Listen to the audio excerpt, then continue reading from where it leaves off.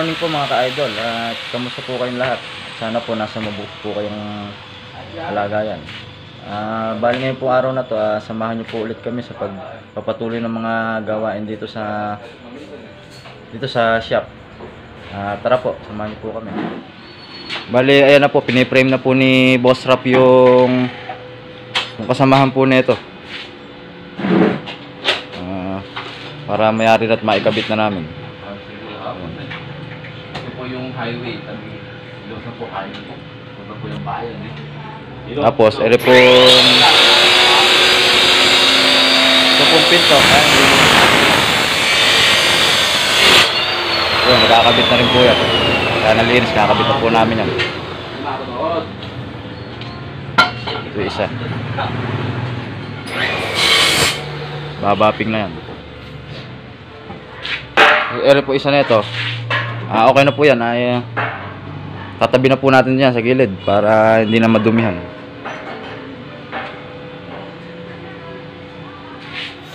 Wala na po, lalagyan na po ni Boss Rap ng partition.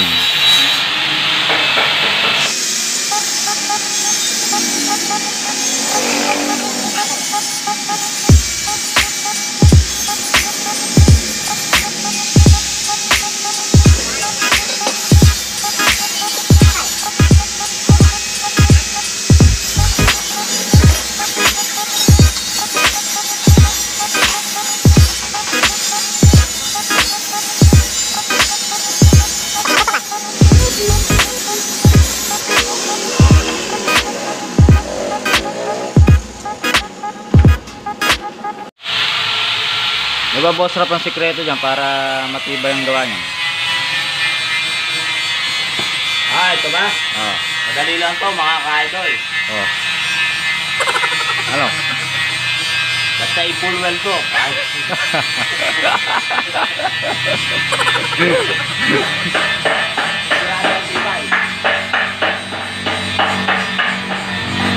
Kasi mga ka-idol, masaya po kasi rin stainless sa mga paglilinis. Kaya dapat magaan yung kamay mo sa paglilinis ng stainless. Hindi po kasi katulad rin ng mga ordinary. Para hindi lumubog, ano? Oo, para hindi lumubog. Una-una din dapat pagka tubular, lutuin mo sa gray. Sasapiin ng liha. Para makinis na makinis. Para makinis. Boy, Tako, ano bang pag naman nagpupulwel, paano naman ang pagpupulwel ng ganyan? Ano ba yan? Kaliskis. Bababad ba yung... Hindi tama yon. Oh. Dapat nire papitik-pitik lang na kaliskis. Ere, pakikita ko kayo na... Sige, pakita mo. Demong kaliskis, mga Okay, ka-idol. Ere, handle, ere. Kaliskis. Kaliskis, ha? Ano yan? Kaliskis, ano yan? Kaliskis, ano to? Wala kasing kaliskis yung galunggong Kaya tilapia rin. Kaya mga ka-idol, tilapia ito Ere, panoorin nyo mga ka-idol. Umpisa na po natin. Kaliskis tilapia, ayan. Nakitaan po kayo ni Boss Rap ng kaliskis. Para nakikita siya ng mga kapatid niya. Kaliskis tilapia. Natin mabakbak. Pinapanood ka Ayan, idol, tapos na. Ngayon, tingnan natin kung kaliskis nga Okay. Ere, idol. Walang kaliskis. Babakbakin na po natin. Ayan, ka-idol. Ayan. Isa po siyang nabakbak. Ano po yung kaliskis... Ano kaliskis tilapia? Kaliskis tilapia. Dapat galunggong Wala ang kaliskis yung galunggong. Bali na po mga idol ang nagawa ni Boss Rap. Na-frame na niya ng buo. Nailagay na rin niya yung pahalang.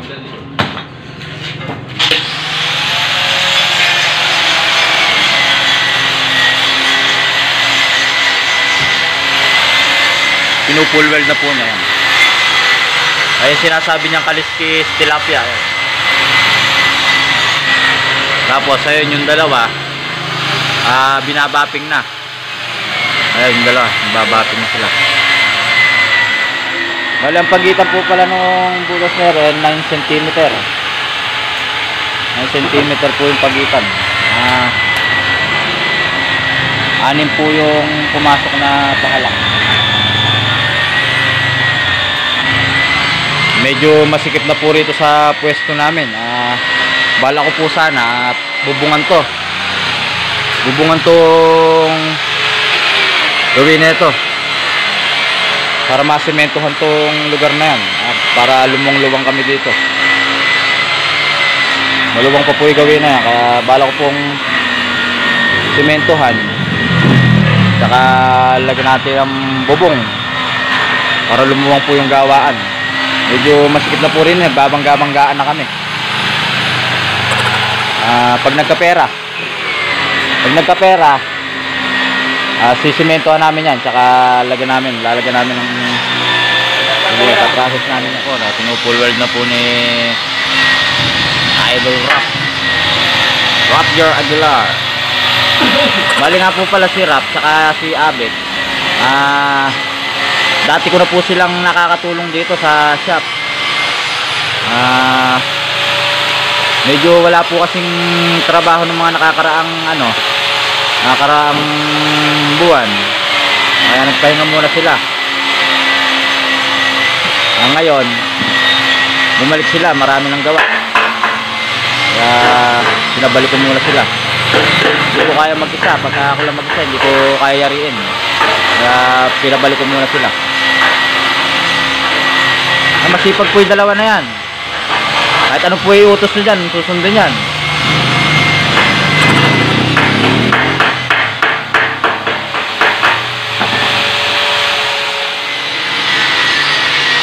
Paliwanag mo naman, Boss Rap, kung bakit mo tinatanggal yung flux ng welding. Kaya ako tinatanggal yung flux ng welding. Kasi pag may flux ng welding yan at pinatungan mo, hindi rin kakagat yung stainless. Hindi kakagat yung stainless kasi andun pa yung flux. Kahit anong gawin mong spot o welding, hindi pa rin papakat. Kaya kailangan natin tanggalin yon, mga ka-idol, bago natin patungan. Wala nga po, tiktikin nyo muna yung flux para pagka pinatungan nyo, kakapit po siya. Pag po kasi hindi nyo tinanggal yon at pinatong nyo, pinulweld nyo kagad, hindi nyo tiniktik, hindi rin po siya kakapit. Hindi rin po siya kakapit, kaya kailangan tinatanggal po talaga yung flux. Ayan na po yung pinay-frame natin kanina, nililinis na po. Yan. Nililinis na po. Tapos po, nagpe-frame po kami ulit. Ayan, sa may gawing gabay naman yan. Gawing gabay, tapos may pintuan. Yan po yung ginagawa. May-frame na rin po ni Boss Rap yan. Yan po ang ganap natin ngayong araw ng day 2. Nakasama natin ang mga tropa. Yan. Pero bapping pa rin yan. Yan pa rin, babapingin pa rin yan. Day 2 nakasama natin mga tropa. Yan ang mga nagawa natin. Mas mabilis talaga pagka marami. Kaya kasi ako lang mag-isa, abutin ako ng taon dito bago mayari.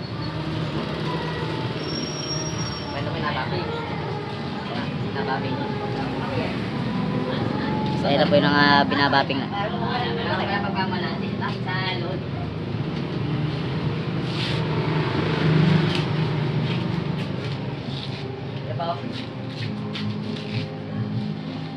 Sa iba po yung isa.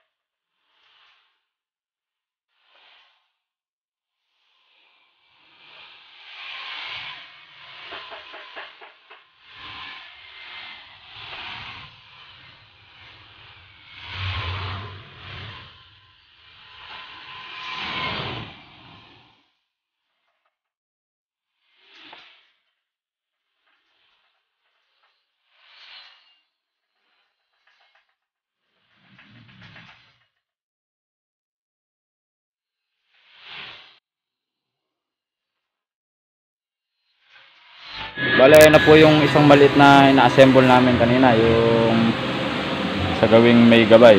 Ayan. Ayan na po. Bubuo pa tayo ng isa pang ganyan. Bubuo pa tayo isa.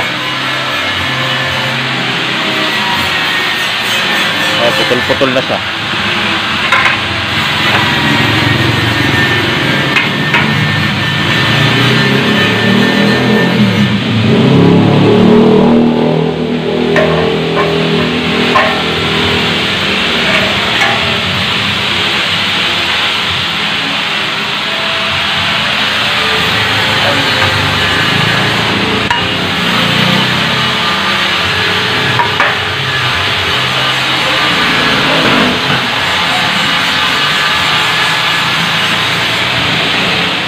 Muna tayo mga ka-idol, may merienda natin kape, saka monay, saka meron tayong palaman na ano ba yan? Peanut butter. Merienda natin.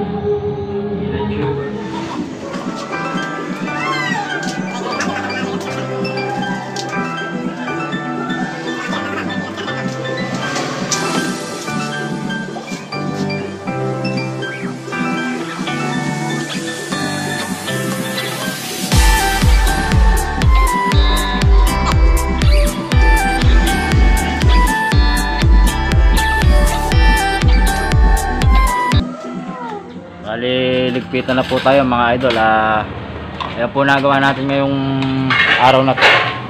Nakapag-frame po tayo ng yung railing ng terrace. Ayan, na-frame na natin. Bali, gabay na lang po ang gagawin namin, gabay.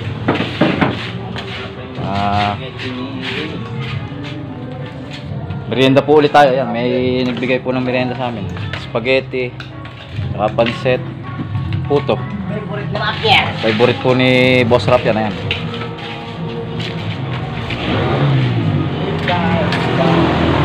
Birthday kami ni Christian. Happy birthday sa pamangkin ni Mrs. Jamilyn Calma na si Faith Joy. Ayan, siya po nagbigay niyan. Happy birthday, Faith Joy. Hindi mo makain sarap ng puto. Ayan. Hindi mo makain puto. Ano? Ano sabi eh? Ay, nakarami.